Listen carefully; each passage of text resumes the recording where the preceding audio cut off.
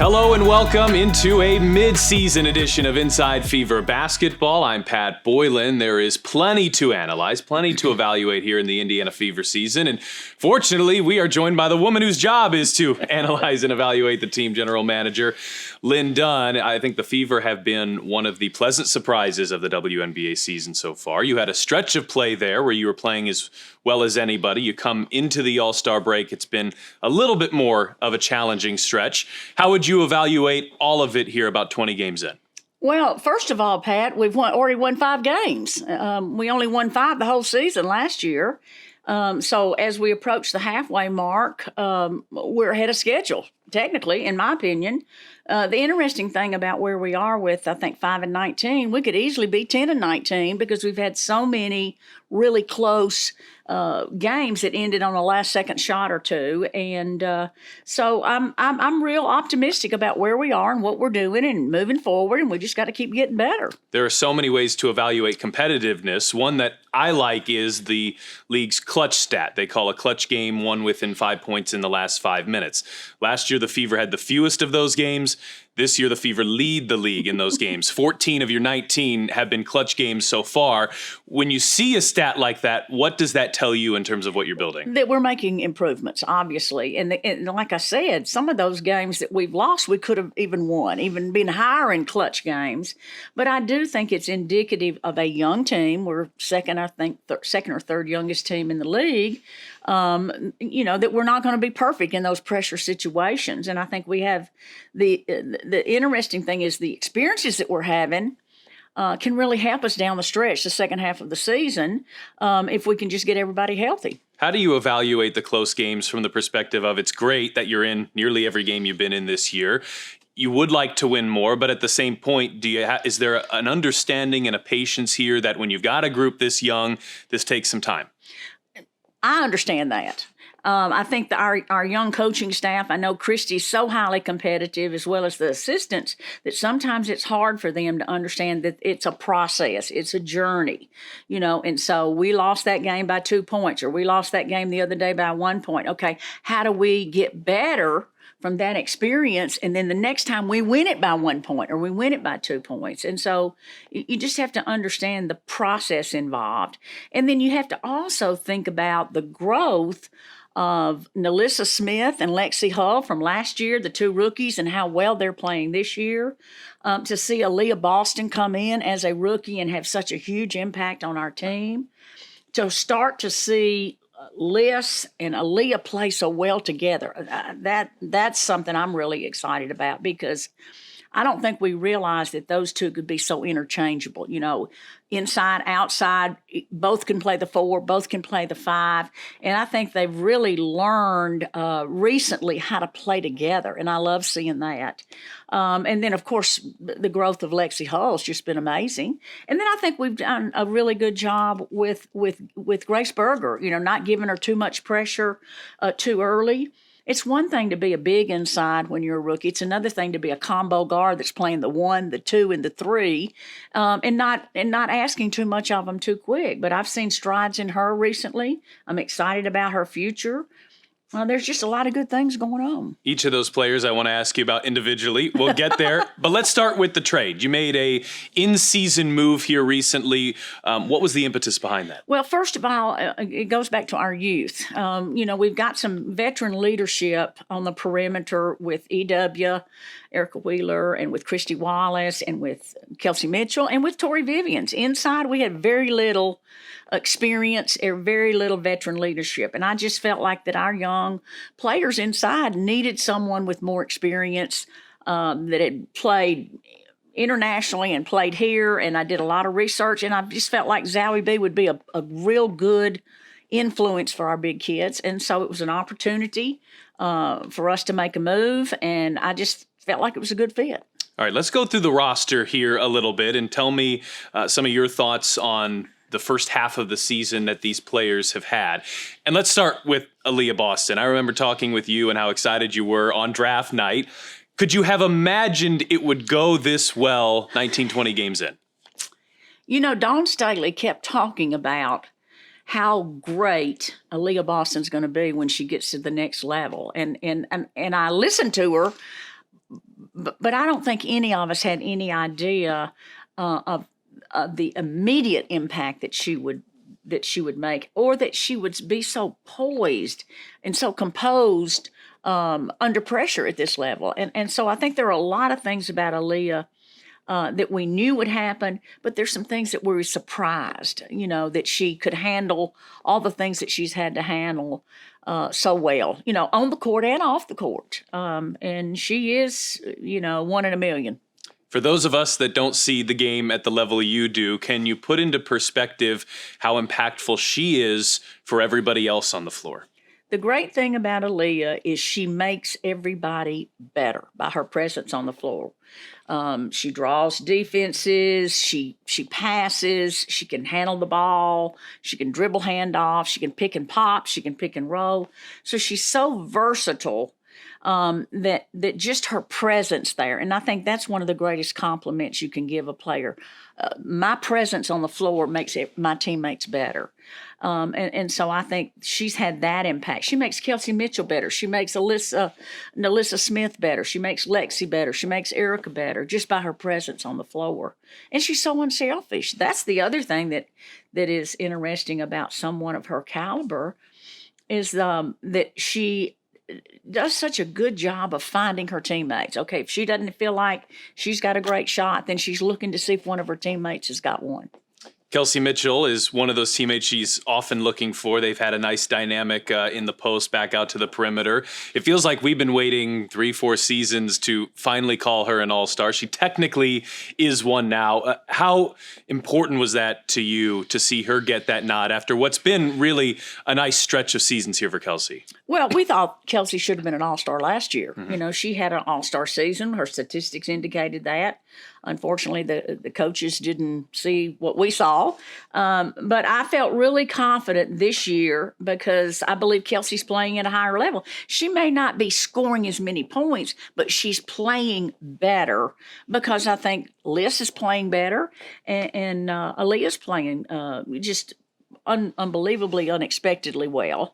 And so now we have a big three, you know what I'm saying? And it's who are you going to double on? Who are you going to help off on? And I think in the past with Kelsey, she was always a marked woman. She was always going to get the double teams. And now could be Liz, it could be Aaliyah. So I think it's great to see Kelsey get this opportunity. When you look at the direction this franchise is heading, what does the fact that you have multiple players representing this franchise at AllStar Weekend mean to you? Well, how long has it been? 2019, there were two. That was the E-Dub and Candace. Before that, I think you have to go back to Tamika and Katie Douglas. Well, that's pretty far back. Yeah. I think it's a sign of our growth. I think it sends a message that that we're getting more respect as a highly competitive team that's got more talent. And it's all process. It's all part of the process as we rebuild this franchise back to a playoff team. And I would have been very disappointed had we not had two. I thought we had two that were deserving. I actually think Nalissa Smith should have been seriously considered. And had we won maybe 3 or 4 more of those other close games, we possibly could have had 3. She's averaging a double-double. Statistically, she's right there. I think there's going to be a replacement for Elena Deladon. I'm sure she's at least in the conversation for that. But she has seemingly taken a significant step forward from a consistency perspective. And I'm sure Aaliyah helps. But what have you seen from Nalissa Smith that's allowed her to take that next step? Well, I think her off-season helped her. Her success playing in the AU, she was dominant there. And she was playing 3 games a week at a very high level. And I think that improved her skills, it improved her confidence. And so I think she came back very focused on having a strong sophomore season, second season. And then I think she early on has found out how fortunate she is to have Aaliyah Boston out there with her because, now they can share the load. And so there are a lot of positives going on for her. She's worked hard in the off season. She's in better shape. She's more fit than she was when she came in as a rookie. So I think she's seeing that pay off for her. You touched on Lexi Hall there earlier, and I want to go back to her because I think the last 3 weeks what she has shown would put her in consideration for a most improved type award. I mean, she's been so impactful lately here for the Fever. I'm sure that's what you imagined when you drafted her a year and a half ago, but what do you think has allowed her to reach this level? Well, I think Lexi's in the mix for defense, all defensive team, and definitely most improved. When I drafted Lexi, I drafted her for her ability to play at a consistently high level on both ends of the floor, high energy, intense, could score in around the rim, could score from the three, and then just worked her butt off, and I love that about her. And then she's 6'2".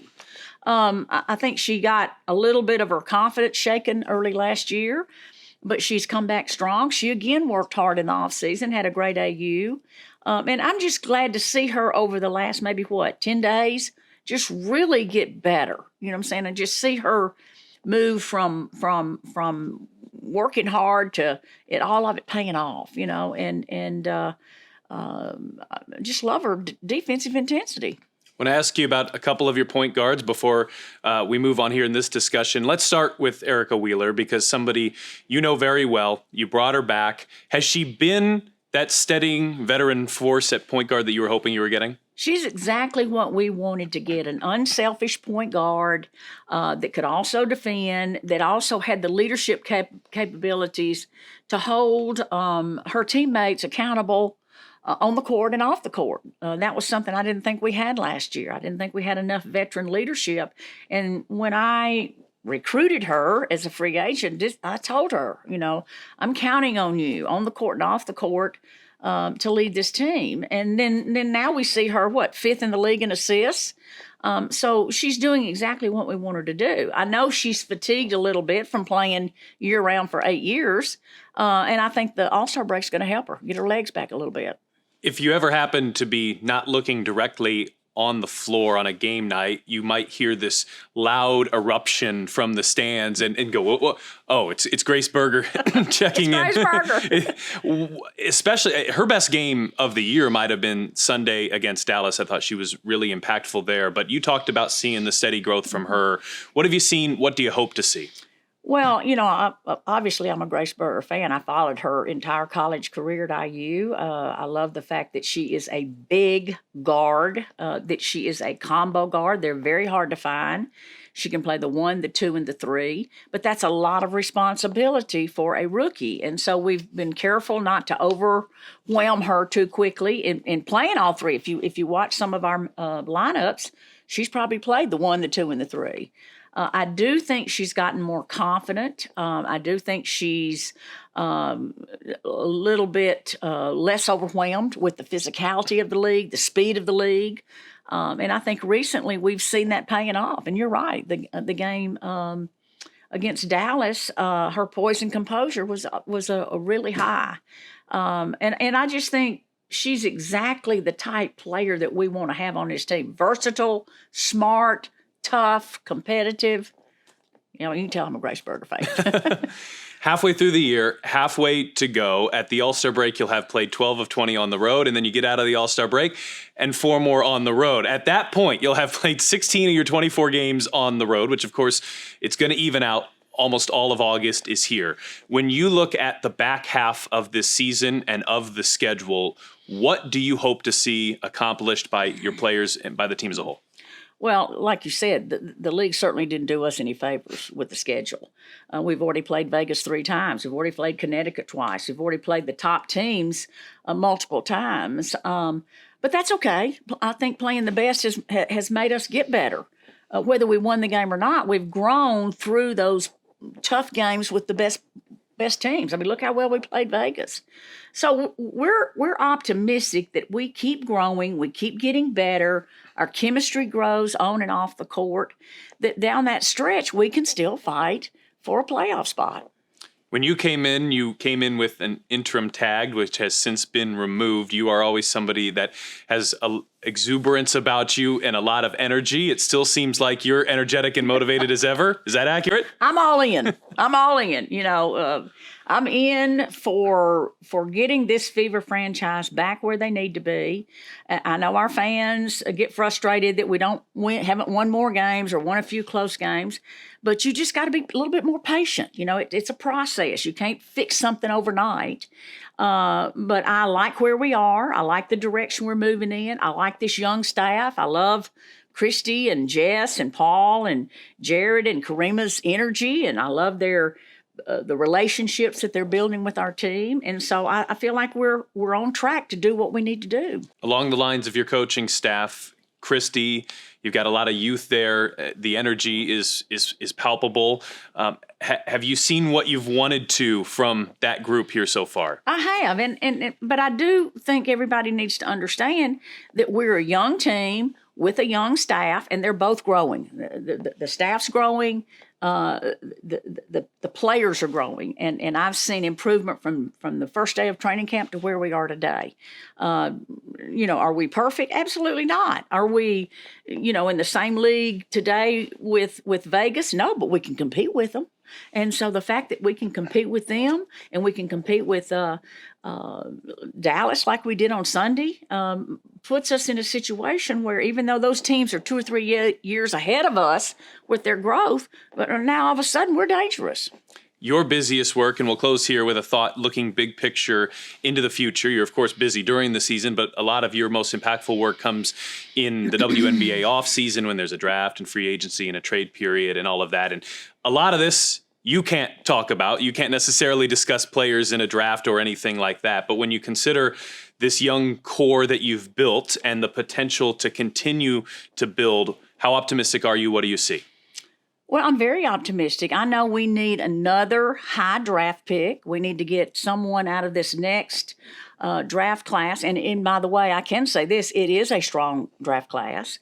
And I know we're going to get at least one good player in that first round that will blend in with the core that we have. And then I think in free agency, we need to get another really good free agent. So I'm counting on us adding a minimum of 2 more high-quality, talented players to the core that we've built. Lynn, we always appreciate the time, always appreciate the perspective. Let's do this again in a couple months when the season's over, and we can maybe hone in a little bit more on that offseason. I appreciate that, Pat. And I want to say thank you to the sponsors. I want to say thank you to the fans. We've had more attention, more touches, more interest in this team than we've had in a long, long time, and I really appreciate the support. The incomparable Lin Dunn joining us here on Inside Fever Basketball.